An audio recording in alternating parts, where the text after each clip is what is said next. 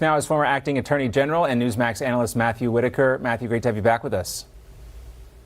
Hi, John. Good to be with you and Bianca. So what do you think finally precipitated this move, forcing Thibault to either resign or be asked to leave the Bureau? I mean, what type of stuff actually has to happen to get us to that point? Well, obviously, there had to be real political bias. The FBI has been accused of putting their thumb on the scale of certain high-profile investigations, including investigations into President Trump and his campaign and his associates versus Joe Biden, his son Hunter, and others in that orbit. But, Chuck Grassley is not prone to hyperbole. For him to use that strong of a language, my home state senator is not happy with what he's found. And I think ultimately the FBI had to take seriously the letters he had written and look into the matter. And they've confirmed that there is a real problem in the Washington field office. And Mr. Thibault is not the only one. Yeah, and another layer to this, besides possibly suppressing the Hunter Biden laptop, there were reports that he was also getting unvaccinated fellow colleagues out at the FBI because he thought they were Trump supporters. So therein is a whole other mess there, Matt. When you see and you hear that, someone in charge working, possibly having that type of control, what do you make of that accusation against Thibault about getting people ousted? Yeah, I mean, this is the tip of the iceberg, I think. I think we're going to hear a lot more of these stories. And not only does Congress and the Senate have to do their oversight, Chris Wray needs to get his leadership established. He's been there 5 years now, and he seems to continue to be dogged by these not only claims of political partisanship within the FBI, but actual examples of political partisanship within the FBI.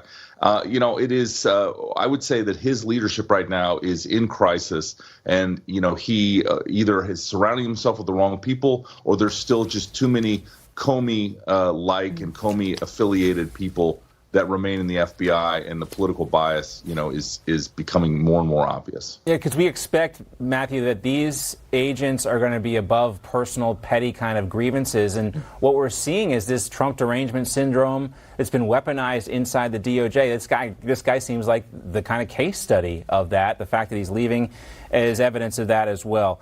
Let's also talk about this hearing with the special master situation. We're supposed to get some more information on that, but the DOJ telling the judge there, Eileen Cannon, that they've already completed their review of these seized documents. So what do you think? I mean, it seemed like the judge was inclined to have this special master, but the DOJ seems somewhat reluctant. What's your read on all this?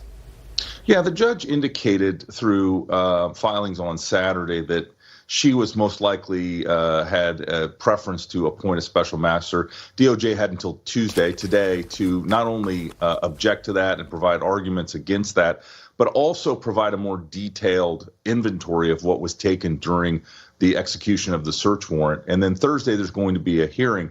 I think this judge, again, out of an abundance of caution and also for true transparency, will appoint a independent third party, probably a former judge with impeccable credentials, to go through not only the search warrant and its issuance, but also what was grabbed, because we already know that the president's passports were grabbed inconsistent with the search warrant, but also we know that attorney-client privilege documents were part of this haul, which the government should never have their hands on. So I think, again, full transparency is necessary.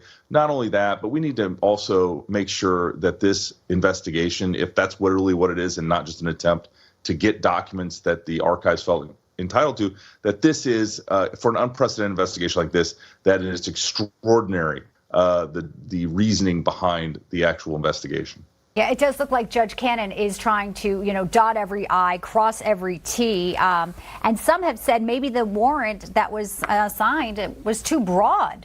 And, we don't know. The affidavit was so redacted. But, we could go back to that, too, Matt, and say maybe she's trying to pull back a little. What's done is done here. But what is your take on that? That maybe, we just will never know exactly what was in there. Well, remember, Bianca, Judge Cannon sits above Judge Reinhart. Judge Reinhart's a magistrate, has authority and responsibility for certain pieces and parts, including search warrants. But Judge Cannon is ultimately the presidentially appointed Senate-confirmed judge. And so I would expect that she is going to continue to exert some oversight and interest in this case and may just take it over ultimately. One more thing to talk to you about, too, Matt. The White House says that it is, quote, appropriate that the FBI and the DOJ are reviewing potential national security risks if President Trump took these documents. But how can we be sure about this? And how do we know that they aren't just depositing more information out there to make it look like President Trump did something wrong?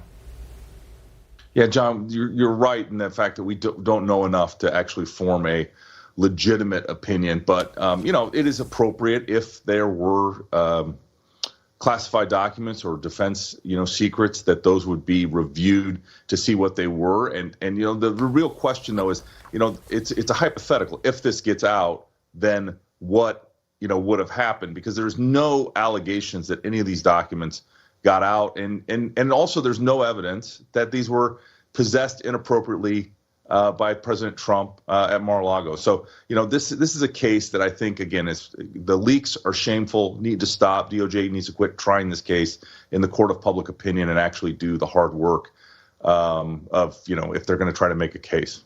Yeah, well, they say it's not the crime, it's the cover-up. But in this situation, we don't know anything about, no allegations of a crime yet, but they're trying to make the allegations of a cover-up after the fact. It just seems like the whole thing is falling apart while we wait for more information, Matt, and right. A lack of transparency from Christopher Wray and from Merrick Garland. The clock is ticking, guys. We need to know. It's a busy week with a lot of deadlines and hearings, as you mentioned and laid out, so we're watching it minute by minute. Great to see you, Matt. All right, President Biden.